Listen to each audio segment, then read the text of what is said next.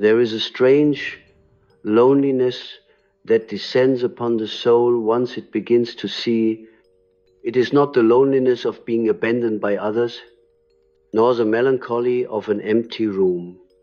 It is the solitude of consciousness, the quiet that follows when illusion dies and the noise of the collective fades into the distance.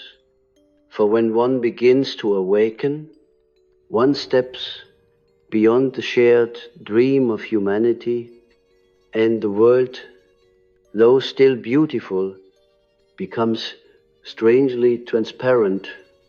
The walls of convention dissolve, and one begins to see through the veils that once seemed real. Every human being longs in some hidden chamber of the heart to be understood, yet few realize that understanding carries with it a heavy burden. To understand deeply is to pierce the veil of appearances. It is to feel the pain that underlies laughter, to perceive the shadow behind virtue, to recognize that what we call evil is often only the neglected face of the divine. Awareness opens the eyes, but it also opens the wound. In the early stages of awakening, the soul often experiences disorientation. The familiar loses its warmth. The laughter of others may sound hollow. Their pursuits, once shared, now appear like echoes from a forgotten dream. You begin to realize that much of human life is lived in avoidance of pain, of self-knowledge, of the vast and mysterious depths within. The crowd runs from the abyss, the aware soul turns toward it. And in that turning begins the great separation, the birth of solitude. But solitude, in the psychological and spiritual sense, is not isolation in the outer world. It is the inward realization that the path of the soul cannot be walked by another. It is a descent into the interior of one's own being, where no companion can follow, for each must face the darkness of his own nature alone. The wise know this, and for that reason they are often silent. Their silence is not contempt, it is reverence, for they know that words can rarely bridge the gulf between the sleeping and the awake. When I speak of wisdom, I do not mean the accumulation of knowledge. Knowledge may fill the mind, but wisdom fills the soul. Wisdom is born of suffering, of confronting the contradictions that tear at the fabric of human existence and learning to live with them. The wise man does not flee the opposites. He holds them within himself, allowing their tension to shape him into something greater than his former self. And yet, the greater the awareness, the more acute the sense of distance, for the world, as it appears to the conscious soul, is both magnificent and tragic. One sees the beauty of creation intertwined with its cruelty. One feels the love of humanity entwined with its ignorance. The conscious man walks among the sleeping as one who has glimpsed the dawn while the night still reigns. He feels the pull of the sun and the weight of the shadows. This is why, in every age, those who have truly seen are few. The prophets, the poets, the mystics, and the depth psychologists all have walked this path of solitude. It is not a path of arrogance or superiority, but of necessity. For the soul that perceives too deeply cannot remain comfortably in the collective dream. It begins to hear the voices of the inner world, the murmurs of the unconscious, the ancestral images, the gods who have not died but sleep within the human psyche. In the old myths, the hero must leave his village to embark upon his journey. He must cross the threshold into the unknown, where monsters dwell and the gods reveal their faces. The myth speaks to a truth of the psyche. To become whole, one must leave the safety of collective unconsciousness. One must step into the wilderness of the soul, guided only by the flickering light of inner vision. Many fear this departure, and rightly so, for to awaken is to lose the comfort of certainty. The one who sees no longer belongs entirely to the world of men, nor yet to the realm of the divine.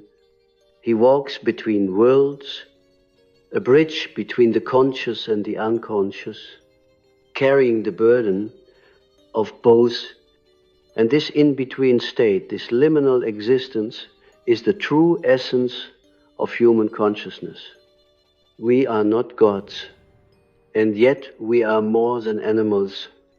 We are the tension between heaven and earth, spirit and matter, light and shadow.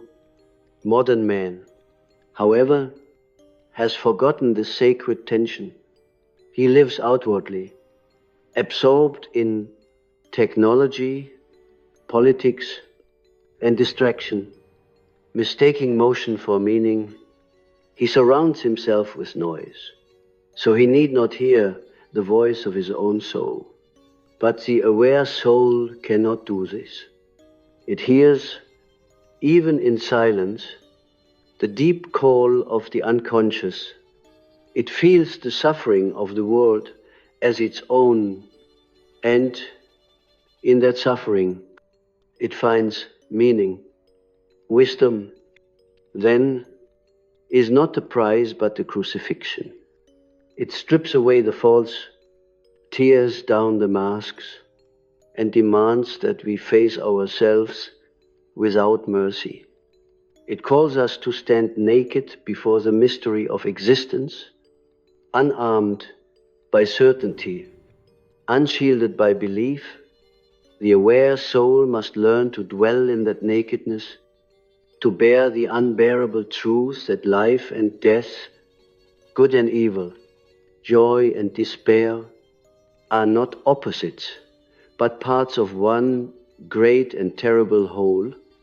There is, however, a strange grace in this suffering, for the soul that accepts its isolation discovers something profound. It is never truly alone. In the depths of solitude, one feels the presence of something vast and eternal, an intelligence that breathes through all things. The ancients called it the divine. I call it the self. It is that which binds the opposites within us and gives meaning to our struggle. When consciousness touches this inner center, the loneliness of the aware soul is transfigured. The outer isolation remains, for few can share this vision, but inwardly one feels a quiet communion with the universe itself. The silence that once seemed empty now becomes alive, filled with the whisper of eternity.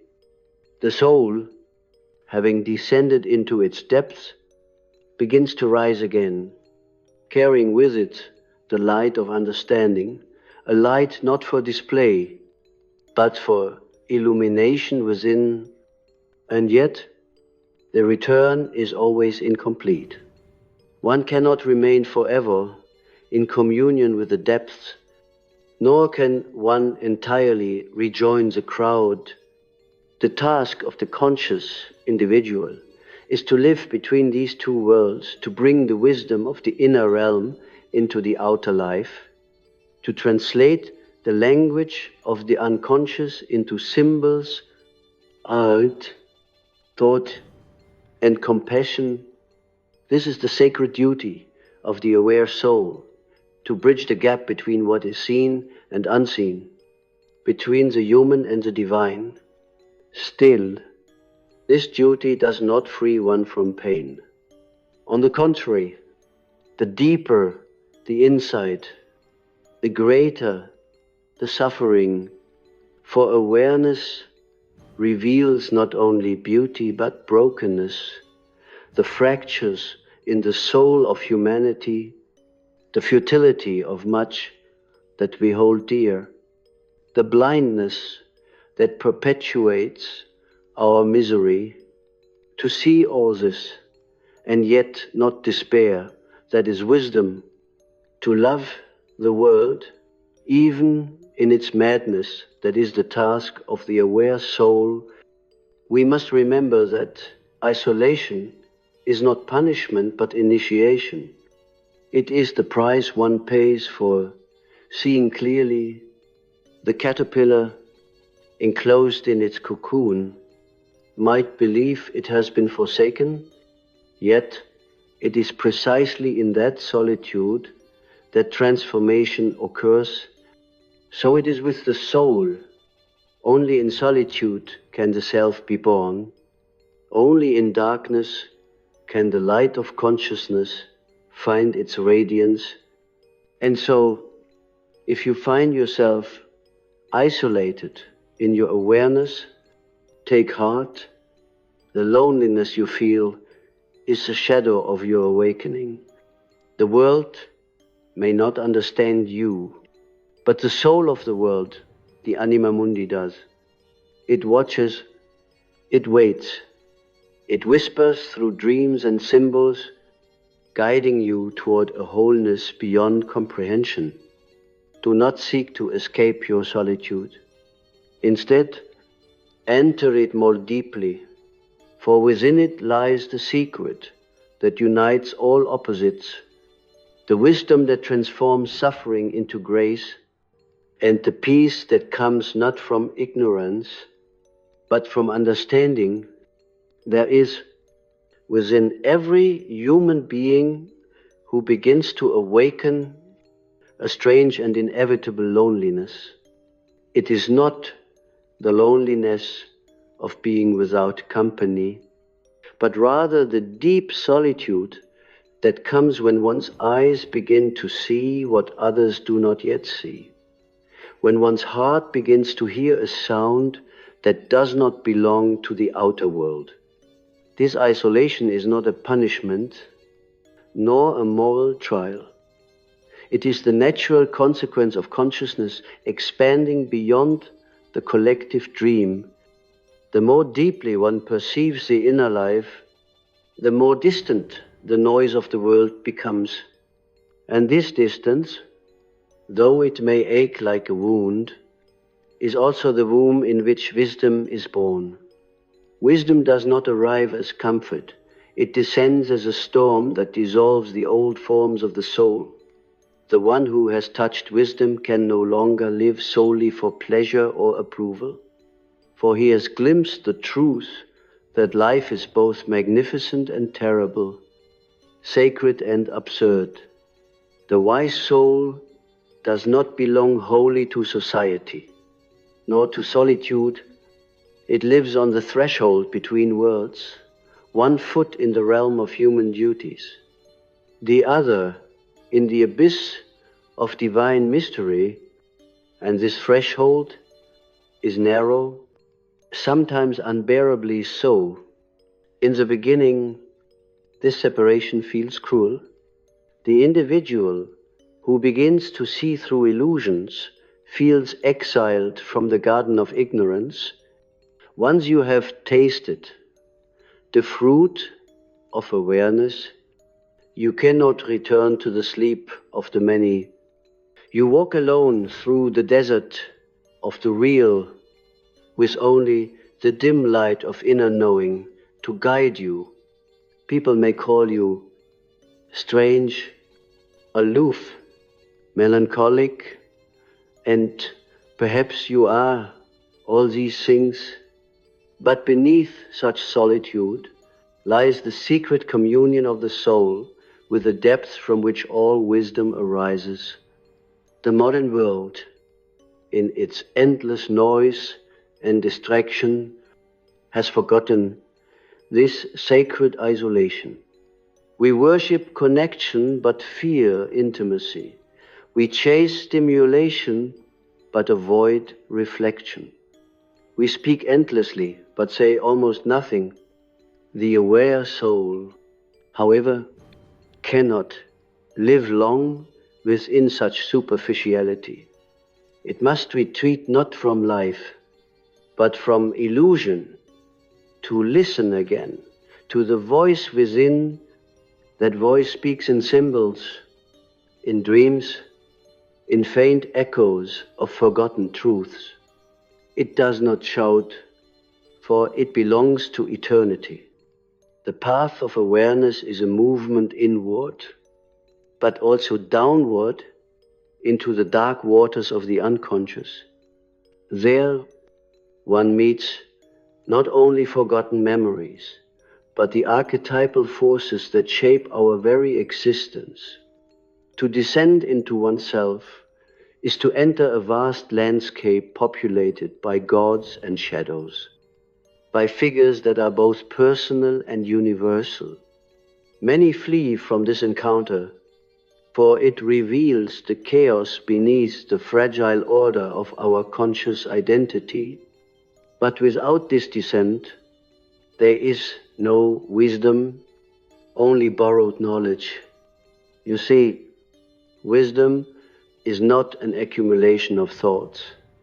It is the fruit of inner transformation. The soul becomes wise only when it has suffered its illusions, confronted its fears, and learned to hold light and darkness within the same embrace. Such a soul no longer seeks to escape suffering, but to understand its purpose.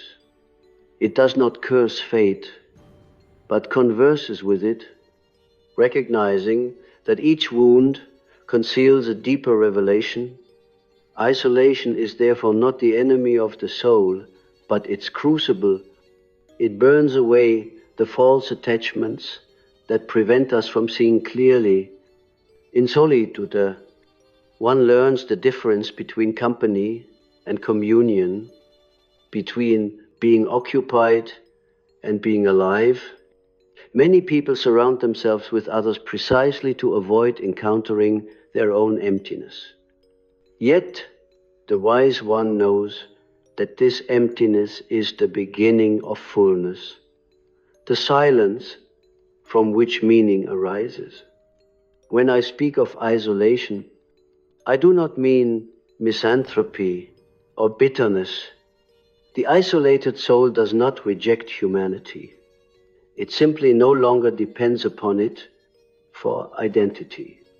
It has found within itself a source of sustenance that does not come from external validation. This inner spring, which I have called the self, nourishes those who are brave enough to drink from it. But few dare, for its waters taste of death before they reveal life. There is a deep paradox in awakening. The more one understands the interconnectedness of all things, the more one feels the pain of separation. To see humanity asleep in its illusions is to feel both compassion and sorrow. The aware soul carries this burden silently, knowing that truth cannot be forced upon those who are not yet ready to bear it. The wise one must learn to walk among the unseeing with humility, without arrogance or despair. In mythic terms, the isolation of the wise soul is the exile of the prophet, the hermit's retreat, the alchemist's hidden work. Each is a symbol of transformation through solitude. These figures remind us that wisdom is not found in the marketplace of opinions, but in the silent chamber of the heart. When the outer world grows too loud, the inner world begins to sing. And yet, this path is not for everyone. It is a calling, sometimes gentle, sometimes violent, that cannot be refused without consequence. Those who try to silence the voice of the soul with distraction, comfort, or conformity will find themselves haunted by a quiet restlessness. Something within them will whisper that they have betrayed their own depth. That whisper is the beginning of the journey, the faint sound of the self calling them home. But to follow that call requires courage, for to awaken is to lose the innocence of ignorance, to see what is hidden behind the mask of normality. And once you have seen, you cannot unsee. You become a stranger in your own land, an exile in the midst of the familiar, yet this exile is not a tragedy. It is initiation.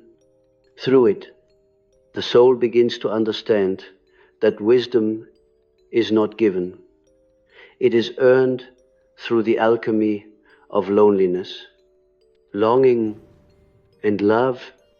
Let us pause here for a moment, for silence itself is a teacher. In silence, one begins to feel the subtle presence of something greater, something vast, mysterious, and intimately close. The ancients called it spirit. I have called it the self. Whatever name we give it, it is that which draws us toward wholeness, even as it separates us from the world. The isolation of the aware soul is therefore not an end, but a threshold, the space between what we have been and what we are yet to become. It is through this isolation that the individual begins to see the collective more clearly. The awakened soul perceives the unconscious patterns that move entire societies, the mass instincts, the collective shadows, the hidden fears that govern civilizations. To see these forces and not be consumed by them requires a center that is anchored within, not without. Only from that inner center can one love humanity without being devoured by its madness. To awaken, then, is not to escape the world, but to perceive it through a new lens. The wise one does not withdraw forever into solitude, but returns to the world transformed, bringing with them a light that does not seek attention but illumination. Yet this return, too, is lonely, for the language of the awakened often sounds foreign to those still asleep. And so the journey continues, not in grand gestures, but in quiet endurance, in the daily effort to remain true to one's inner vision while moving among the unseeing. The isolation of the aware soul is not a prison, but a sacred space where the eternal and the temporal meet. There is a moment in the life of every conscious soul when it looks upon humanity with both tenderness and deep sadness. It sees that people, though busy and full of noise, are often terrified of themselves. They live outwardly, constructing worlds of distraction and obligation, but inwardly they tremble before the silence of their own depths. For within that silence dwells not only peace but truth. And truth is dangerous when one's identity has been built upon illusion. The aware soul, having encountered its own inner abyss, cannot help but sense this tragedy everywhere. It walks among the living, but perceives ghosts, fragments of being wandering through the corridors of a dream they mistake for reality. This awareness is isolating because it cannot be shared through words. You cannot simply explain awakening to one who still sleeps, for it is not a concept to be understood, but an experience to be endured. The awakening soul speaks a language that only the depths understand, the language of symbols, silence, and sacrifice. To awaken is to speak from the heart while surrounded by ears that hear only the mind. And so, the awakened one learns to love without expectation, to speak without demand, and to see without judgment. Often, the world will interpret this detachment as coldness. Yet, what appears as detachment is in truth compassion without illusion. The wise soul knows that to truly love others, one must not be enslaved by their projections. For the moment you become what others expect, you have betrayed the truth within you. And so the isolation deepens not as punishment, but as protection. It guards the inner fire from the winds of collective unconsciousness. To remain awake in an unconscious world is an act of great courage. It means resisting the temptation to dissolve back into the comforting fog of conformity. It means standing alone in the clarity of vision when the crowd chants for blindness. This loneliness, though it can wound the heart, becomes a sacred solitude in which the soul communes directly with the eternal. In that space, far from the noise of approval or condemnation, one feels the pulse of life itself, vast, indifferent, yet infinitely intimate. Many who awaken seek at first to awaken others. This is natural, born from love and a desire to share what one has seen, but soon one learns that truth cannot be imposed. The seed of awareness must fall into soil that is ready to receive it. Forcing truth upon another only drives it deeper into resistance. Thus, the wise one learns patience, to sow gently, to wait, to trust that the self within each being will awaken in its own time. The modern world, in its fear of silence, does not understand this rhythm. It confuses speed with progress, quantity with depth, information with wisdom. The more humanity races toward external mastery, the further it drifts from inner meaning. This, too, is a form of unconsciousness, a collective dream woven from technology, ambition, and fear. The aware soul, seeing through this mirage, cannot fully participate in it without losing part of itself. Thus arises the quiet rebellion of authenticity, to live in the world but not be of it. The wise one walks among the restless not as a judge, but as a silent witness, for he knows that even in their blindness, all souls are moving toward the same light. Some must stumble in darkness longer than others. Some must fall completely before they can rise. The isolation of the aware soul then is not separation from humanity, but participation at a deeper level, the level of essence rather than form. From that depth, compassion becomes no longer an emotion, but a way of being. But such compassion demands strength. The one who sees deeply must also bear deeply, to perceive the unconscious currents of human life, the hidden fears, the collective rage. The unspoken grief is to feel the pulse of the world's suffering within oneself. The aware soul becomes a vessel of both light and shadow. It feels everything, sometimes too much, and yet this sensitivity is not a curse, but the cost of consciousness. Only by feeling deeply can one love truly. Only by entering darkness can one bring light.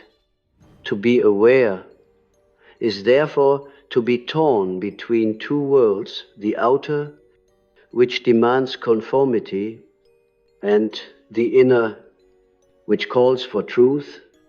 This tension is not meant to be resolved, but lived.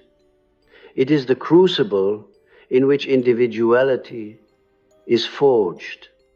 The person who seeks only comfort will never know himself, but the one who dares to stand in the fire of awareness will emerge whole.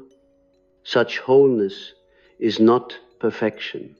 It is the reconciliation of opposites, the acceptance that one can be both light and dark, human and divine, wounded and wise.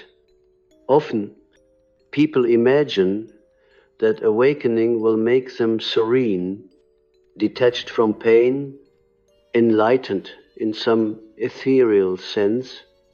But true awakening is far more demanding. It does not free us from suffering. It gives our suffering meaning. It teaches us to endure what is unbearable, not by escaping it, but by integrating it. This is why wisdom feels heavy. It is the weight of consciousness pressing upon the fragile vessel of the ego. And yet, in bearing that weight, the soul expands.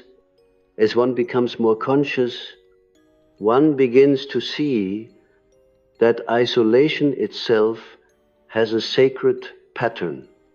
It is the rhythm of the soul pulling away and returning, dying and being reborn, withdrawing into silence and emerging into speech.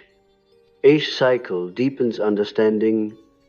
Each solitude prepares the heart for a new form of communion. What was once painful loneliness becomes a womb of creativity, the space where visions, dreams, and insights take form. When I look upon the modern seeker, those who wander through philosophies, practices, and teachings, I often sense that what they truly seek is not knowledge, but belonging. They want to find others who understand, who share their depth, and while such companionship is precious, one must not depend upon it. The true journey of awareness cannot be shared in its essence. It must be walked alone. Yet, paradoxically, the more deeply one accepts this solitude, the more one discovers that one is never truly alone. For in the depths of isolation, one begins to sense the presence of the self, that mysterious center which unites all beings beyond the veil of appearances. This presence is subtle, often wordless. It comes not in moments of excitement, but in quiet hours. When the mind grows still and the heart opens like a flower in the dark, then suddenly one realizes that the same intelligence that moves the stars also breathes within oneself. The soul once isolated, recognizes its kinship with all existence. Its solitude becomes communion with the universe. This, I believe, is the true purpose of isolation, not to cut us off from life, but to draw us nearer to its essence. The aware soul must be alone long enough to see that what it longed for outside has always been within. When this realization dawns, solitude ceases to be suffering. It becomes prayer not in words, but in being. And yet, the world will not celebrate such a one. The wise often appear mad to the crowd, for they no longer serve the same idols. Their silence threatens the chatter of the masses. Their calm unsettles the restless, but wisdom has never needed approval. It simply is. Like a mountain, it stands quietly, enduring both storm and sunshine. In time, the aware soul learns to walk with this quiet dignity. It no longer seeks to prove or persuade. It lives according to an inner law, the law of the self, which moves it toward wholeness. This movement may appear aimless from the outside, but within, it follows a profound order, the unfolding of one's unique destiny.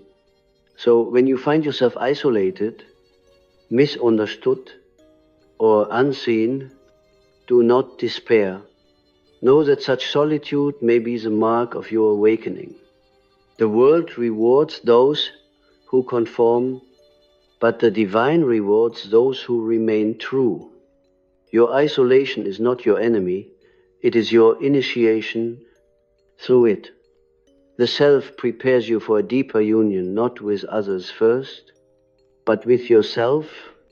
And as we descend further into this theme of isolation, we must come to understand that it is not a punishment from life, nor is it a mistake.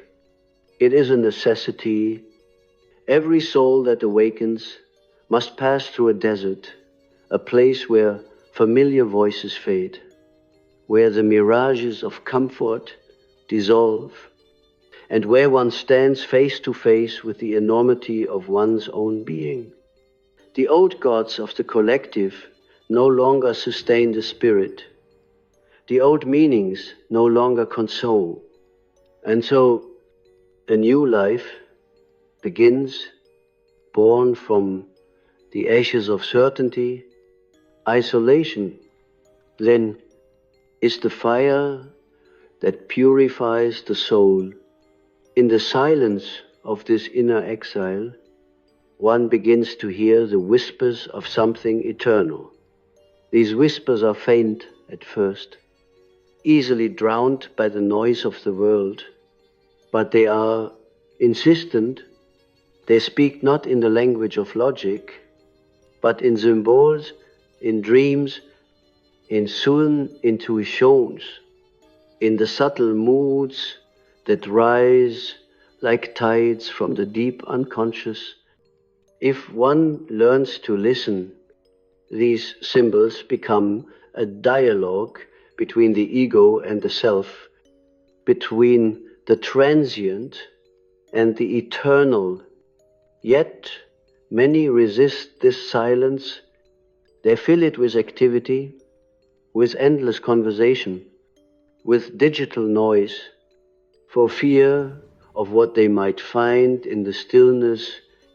But what they avoid is precisely what could heal them, for in silence, one confronts one's shadow, all that has been denied, suppressed, and unloved. To meet the shadow is to feel the full gravity of one's own humanity, the rage, the fear, the longing, the vulnerability that the persona has long concealed. And when one finally dares to look upon these with compassion rather than condemnation, the soul begins to heal. This process, however, is not without danger. Many who glimpse the shadow are tempted to identify with it, to mistake the darkness for the whole of themselves. But the shadow is not to be lived out, it is to be integrated. Integration does not mean indulgence, it means acceptance, to know that the darkness is part of your wholeness, but not its totality. Only by holding the opposites, light and dark, good and evil, spirit and flesh, can the human being approach the fullness of the self. Isolation often accompanies this inner work because few understand its necessity.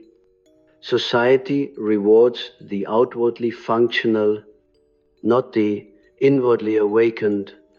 The one who withdraws into contemplation is often seen as unproductive or strange. But the truth is that humanity's deepest transformations have always begun in solitude, in deserts, in monasteries, in prison cells, in the quiet rooms of reflection. The prophet, the artist, the thinker, the mystic, all have walked this lonely path. What unites them is not dogma, but devotion to the truth that arises from within. To live in awareness is therefore to live at odds with the collective. The collective mind thrives on imitation. The conscious mind thrives on authenticity. But authenticity is dangerous because it exposes the illusion upon which much of society is built. It reveals that many of our values are masks, the persona of civilization itself. We call ourselves advanced, yet we remain deeply estranged from our own souls. We worship information while starving for wisdom. We seek connection but fear intimacy. We glorify freedom but live enslaved to fear. And so the aware soul walks among contradictions. It smiles gently at the absurdities of the modern condition, not from arrogance, but from recognition. It sees that humanity's madness is not random. It is the expression of a deep psychic imbalance, a disconnection between the conscious and the unconscious, between the human and the divine. This disconnection creates a hunger that no external success can satisfy. The world feeds this hunger with distractions, but only the self can fill it with meaning. When awareness deepens, one realizes that the outer world is but a reflection of the inner. The chaos of civilization mirrors the chaos of the human heart. The wars, the greed, the endless competition, these are projections of our collective shadow, the parts of ourselves we refuse to face. To awaken is to withdraw these projections, to see that the enemy we fight outside is the unacknowledged darkness within. And once this recognition dawns, compassion becomes inevitable, for one sees that all hatred, all ignorance, all cruelty are born of blindness. The blind cannot help but stumble. The unconscious cannot help but harm. But compassion does not mean indulgence. It is not to excuse evil, but to understand its origin. True compassion is fierce. It demands consciousness, accountability, and transformation.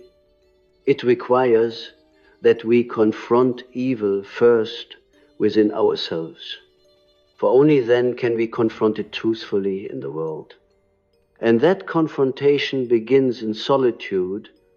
The isolation of the aware soul is thus the laboratory of the spirit. In it, one experiments with the alchemy of being, the base metals of emotion, fear, anger, jealousy are transmuted through awareness into gold, understanding, strength, and love. But this alchemy takes time. The fire must burn long and steady. The vessel must not break.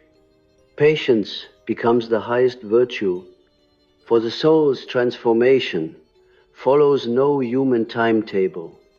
When the ego has surrendered its illusion of control, a strange peace emerges.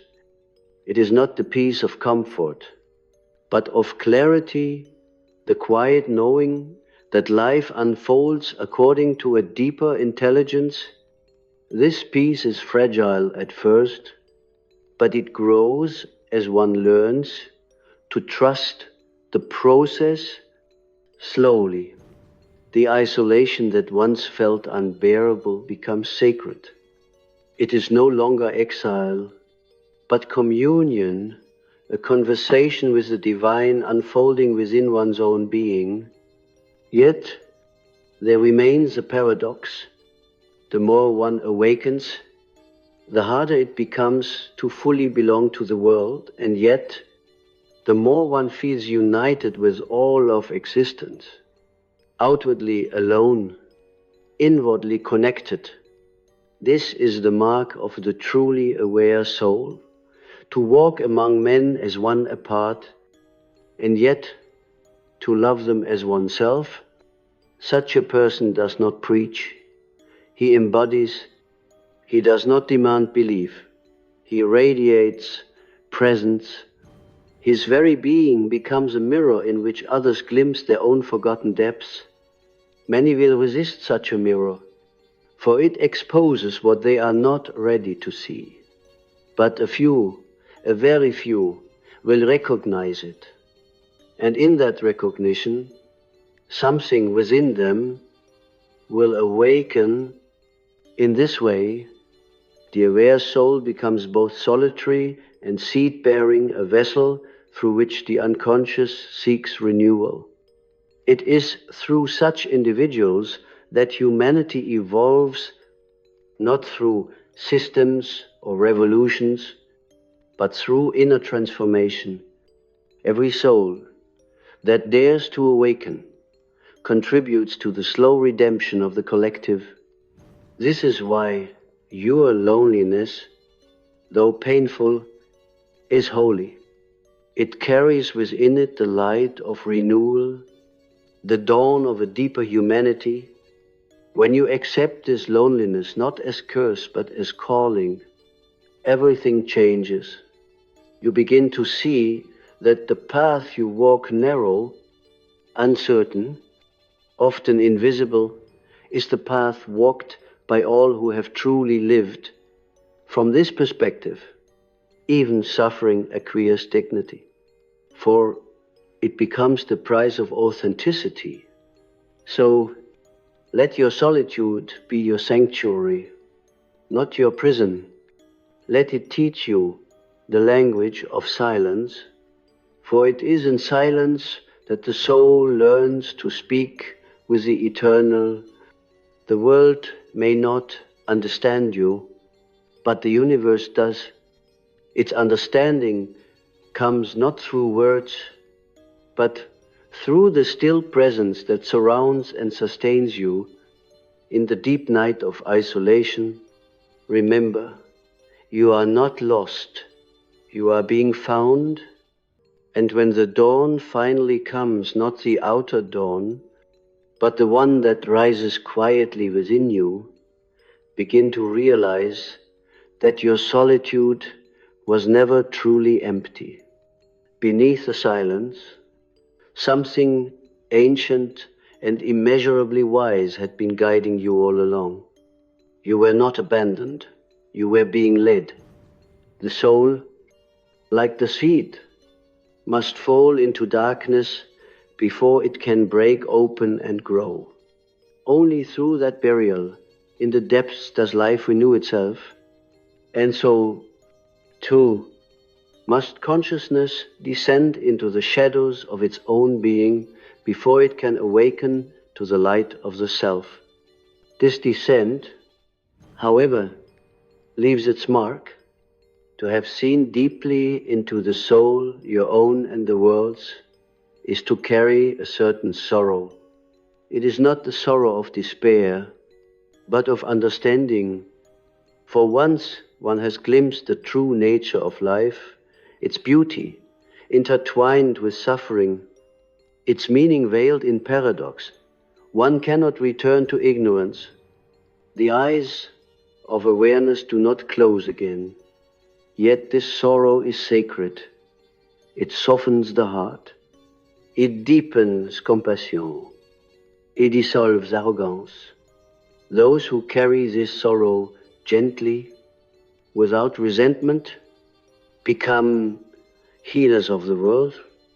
But healing, as you know, does not begin by fixing others. It begins by becoming whole oneself. The modern mind, driven by its restlessness, seeks salvation through constant movement, through work, ambition, distraction. Yet the soul demands stillness. It does not wish to be improved, but to be understood. The one who dares to stop, to listen, to face the inner storm, discovers that beneath the noise lies a deeper harmony. This harmony is not given by society. It arises from the union of opposites within. The path to such wholeness is not a straight line. It spirals inward, looping through shadow and light, death and rebirth, doubt and faith. Many times you will think you have reached the end, only to discover a new beginning hidden within. This is the rhythm of individuation, the soul's gradual unfolding into consciousness. It cannot be forced or imitated. It must be lived, and yet to live it is to live differently from most. The aware soul finds that the values of the world no longer hold power. Success loses its charm, approval its comfort, noise its meaning. In their place arises a quiet reverence for what is true, for simplicity, for authenticity, for the mystery of being itself. One becomes less concerned with being right and more with being real. This is wisdom, not the accumulation of knowledge, but the awakening of understanding. Wisdom, however, isolates. It sets one apart, not because one wishes to stand above others, but because one can no longer pretend. The crowd moves toward illusion. The wise must walk toward truth. And truth, as I have said, is rarely a companionable thing. It burns away falseness. And in doing so, it leaves one exposed. Yet, in that exposure lies liberation. For when nothing false remains to defend, one becomes transparent to life itself. It is then that you discover what true connection means. Not the connection of social conformity, but the connection born of shared essence. When two aware souls meet, no words are needed. There is recognition. Their silence speaks. They see in each other the same fire, the same wound, the same longing for wholeness. Such meetings are rare. but they are eternal. They remind us that even in our isolation, we are not alone in spirit. If we look at the modern world, we see the great tragedy of our time. People surrounded by others, yet profoundly lonely. We have replaced community with communication, presence with performance, truth with convenience. Our devices connect us outwardly while disconnecting us inwardly. We scroll endlessly through the images of others' lives, yet forget to live our own. This is not progress. It is fragmentation. The human psyche, deprived of depth, becomes brittle, anxious, and hollow. To awaken in such a world is painful, for one begins to see the sickness that passes for normality, the frantic pursuit of pleasure, the worship of status, the addiction to distraction, all are symptoms of a collective neurosis. The unconscious has taken over the culture, wearing the mask of rationality, and those who perceive this often feel like strangers in their own civilization. But it is precisely such perception that holds the seed of renewal. Awareness is painful, yes, but it is also redemptive. Do not curse your insight. It may isolate you, but it also ennobles you. It grants you the ability to see beneath appearances, to sense the hidden life moving through all things.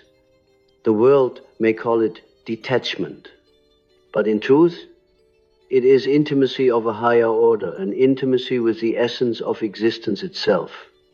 To see deeply is to love deeply, though that love is often tinged with sorrow. For to love the world truly, one must love it despite its brokenness. The aware soul learns over time to carry both joy and pain together. As one carries two wings of the same bird, one cannot fly without the other. To deny suffering is to deny growth. To deny beauty is to deny hope. In holding both, consciousness expands, and life takes on a depth that cannot be measured by the surface metrics of success. This is the quiet triumph of the awakened heart, to endure its own isolation and yet continue to love. There comes a moment, perhaps late in life, when the aware soul no longer seeks to escape loneliness, but embraces it as an old friend. For in that loneliness lies a subtle presence, the whisper of the self, the eternal within the temporal. One begins to understand that awareness was never meant to separate us from life, but to reveal our unity with it. The more deeply we see, the more deeply we belong not to society, but to existence itself. And so, my friends, if you find yourself walking alone on this path of awareness, take heart. You are walking toward yourself. The way is steep and the night is long, but there is light enough for each step.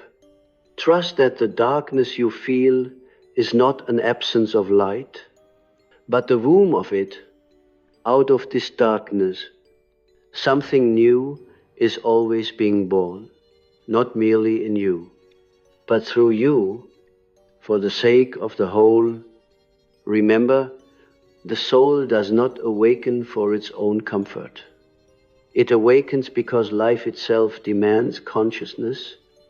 Every insight you gain, every shadow you integrate contributes to the evolution of humanity, your loneliness is not wasted. It is the crucible of transformation. Through you, the universe comes to know itself. And so, do not seek to escape awareness. Do not long for the sleep of ignorance. For though the aware soul walks alone, it walks in truth, and truth, though it isolates, also redeems. Pause for a moment now and feel the silence within you. That silence is not emptiness, it is presence, it is the same stillness from which all things arise. In that stillness, you will know that even in isolation, you are held by life, by the self, by the eternal movement of the psyche toward wholeness. Ask yourself, in the quiet of your solitude, what am I being called to see that the world still denies?